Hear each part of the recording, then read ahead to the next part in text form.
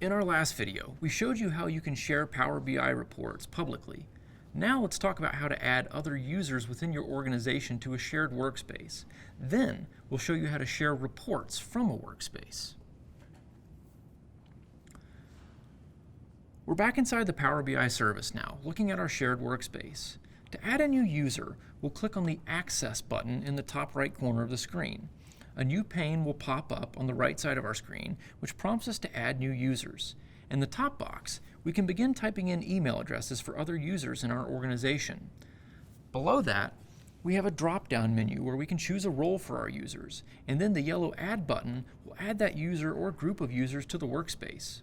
There's a list below the Add button which shows us the users that have already been given access to the workspace, and this list is searchable using the search box at the top. In Power BI workspaces, users are divided into 4 distinct roles: viewers, contributors, members, and admins. Each role has a different set of privileges and capabilities in the Power BI workspace. Viewers have the least amount of privileges. They can view and interact with reports and dashboards, but they can't do anything else. Contributors can view and interact with reports, but they can also create new reports and dashboards or modify existing ones. They can use data sets in the workspace to create reports in separate workspaces, and they can copy reports between workspaces.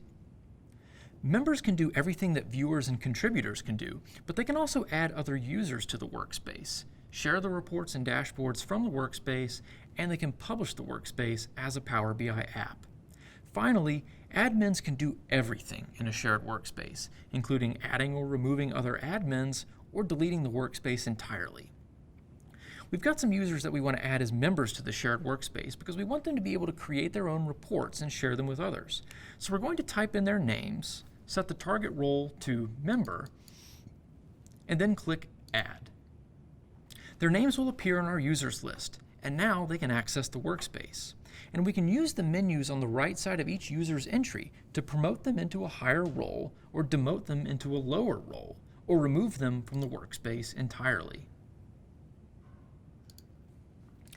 Now suppose that we're ready to share a report. We'll open our Global Economic Indicators report, and we'll see the Share and Subscribe buttons sitting right next to each other on the gray toolbar at the top of the page. We'll start with sharing. We can share a report from either our personal or a shared workspace.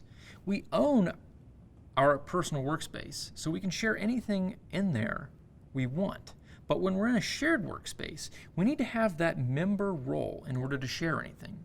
Meanwhile, the person we're sharing the report with needs to have a pro license to see our report, but they don't need to have access to the shared workspace itself.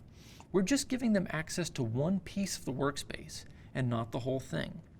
So, in our share window that pops up when we click the button, we just put in the person's name.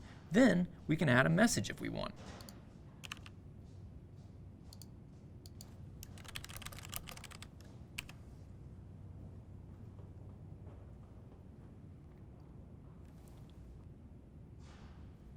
Lastly, we'll click the yellow Share button at the bottom of the pane, and our user Dan will get an email notifying him that the report has been shared with him. Once we share a report with someone, whenever that person logs into the Power BI service, they'll be able to access the report by going to their Shared With Me tab on the left navigation menu. If we want to revoke someone's access to a report, we can go back into the Share settings for that report and click on the Access tab.